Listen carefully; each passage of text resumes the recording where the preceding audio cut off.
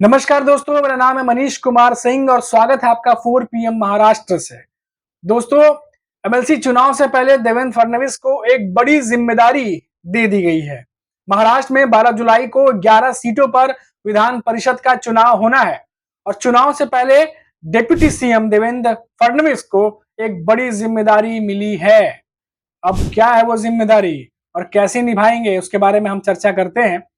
और आपको पता है कि महाराष्ट्र में लगातार चुनाव का माहौल बना हुआ है। लोकसभा समाप्त हुए और एमएलसी चुनाव आ गए।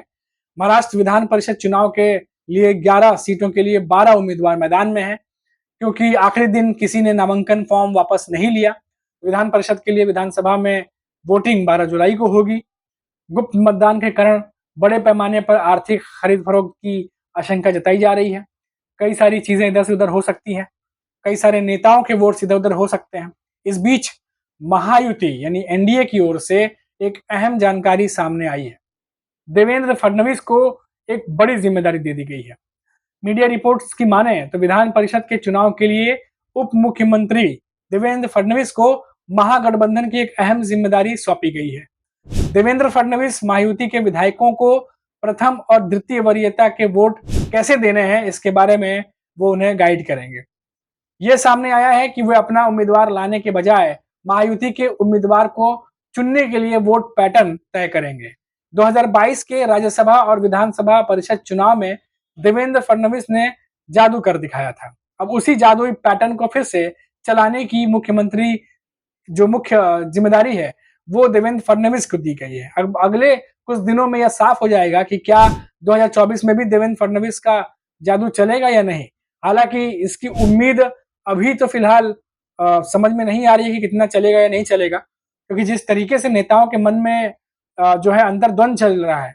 पार्टी में हमने सुना कि बहुत सारे सुगबुगाहट ऐसी हैं कि कब नेता कौन सा पाला बदल दे कुछ कह नहीं सकते। और महाराष्ट्र की राजनीति में ये सब जादू तब चला था जब नरेंद्र मोदी की लहर थी और सभी को ये लग रहा था कि बीजेपी काफी ज्यादा जो है वो महाराष्ट्र में मजबूत है। लेकिन जिस तरीके से लोकसभा चुनाव के रिजल्ट आए हैं, विधायकों के साथ साथ जो छोटे नेता या बड़े नेता हैं, सभी को ये लग रहा है कि शायद महाराष्ट्र में महायुति के साथ अगर आगे चल के रहा जाए या चुनाव लड़ा जाए तो नुकसान हो सकता है, क्योंकि महाराष्ट्र में जो हवा बह रही है वो महायुति के फेवर में नहीं बह रही है। कम से कम लोकसभा चुनावों में जो रिजल्ट आए हैं उसके आधार पर तो ये कहा जा सकता है। वहीं जो सत्तारूढ़ ग्रैंड अलायंस है यानी विधान परिषद के चुनाव के लिए 9 उम्मीदवार उतारे हैं, जबकि विपक्षी महाविकास अघाड़ी के 3 उम्मीदवार मैदान में हैं। बीजेपी ने सबसे ज्यादा 5 उम्मीदवार उतारे हैं। अजीत पवार की जो राष्ट्रवादी जो एनसीपी है और जो एकनाथ शिंदे की शिवसेना है, उन्होंने 2-2 उम्मीदवार मैदान में उतारे हैं। कांग्रेस और शिवसेना जो ठाकरे समूह है पक्ष है, उन्होंने एक-एक उम्मीदवार उतारा है। अब शरद पवार समूह ने भारतीय किसान और लेबर पार्टी के उम्मीदवार जयंत पाटिल का समर्थन किया है।